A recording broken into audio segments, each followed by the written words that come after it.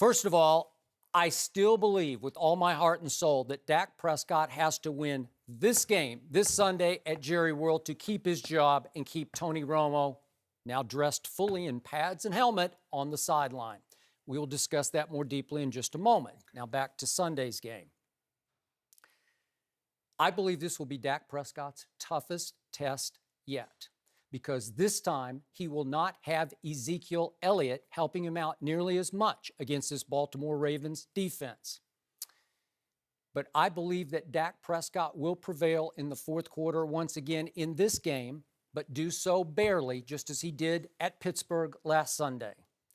This is why. This Baltimore Ravens team, the harder I look at it, it is a dangerously strange and almost inexplicably bizarre football team, because Baltimore is now 5-4, but Baltimore has played 9 close games. Baltimore had chances to win all 4 that Baltimore lost. Baltimore led the Jets 10-0, and somehow, I don't know what happened. Geno got hurt, Fitzpatrick came in, and they lost 24-16, and that's their widest margin of losing, was 8 points. So still a very good, veteran, tough-minded defensive football team. Number 1 in yards allowed. Number 3, tied for 3rd in points allowed. Number 1 against the rush. So all of a sudden, I'm looking at the point spread, my Cowboys by 7, and I'm saying, what? You're kidding me. Dallas has covered, as we all know, 8 straight point spreads, as well as winning 8 straight games. It's pretty great. I don't think they can cover 7 in this game. I think Baltimore will go in there as they did once upon a time. This is before your time, but I can't wait to ask Ray Lewis about this night. Do you remember the last night at Texas Stadium, the night they closed the stadium and asked 100 alums to come back? Mm-hmm. Ray Lewis and company, this is a little after your time in Baltimore, went into Texas Stadium that night as the underdog, sort of the homecoming opponent, if you will, and just humiliated Jerry Jones and company on a national Saturday night stage in December. And I think the Ravens are spoiling my man Terrell Suggs. I'm sure he's watching right now.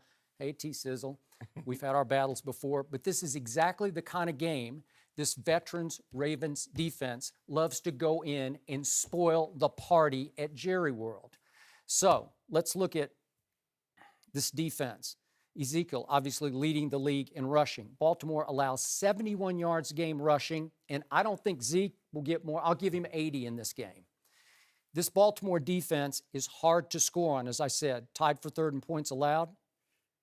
I'll give Dallas, that they allow 17.8 points a game. I'm going to give Dallas 20 in this game.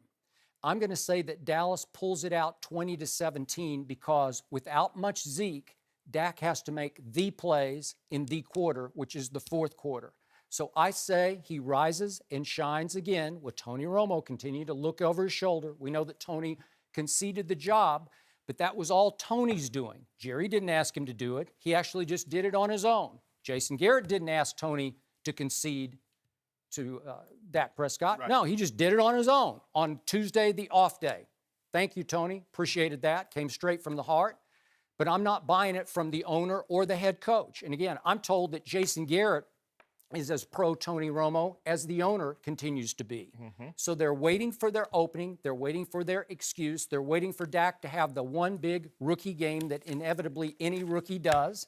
It could come against this defense, which I think is spoiling to take Dak Prescott to school this Sunday. And it is highly capable of doing just that. If they can take Zeke away and turn Dak into just a pocket passer, you might say, boy, you got a shot there. I think very close game. I think it'll be your basic ugly game to watch. Mm-hmm. I don't think there'll be much pretty about it. It'll be grinded out for my Cowboys. I think Mike Wallace might get deep for one big touchdown pass. I think Steve Smith might get deep for another one.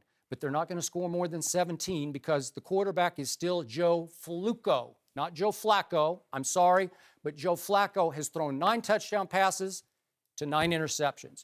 Joe Flacco is 26th in QBR in the National Football League out of the 32 qualifying quarterbacks. So I'm going to stick with Dak 20, Flacco 17, and Dak Prescott gets my Cowboys to 9-1 and saves his job once again.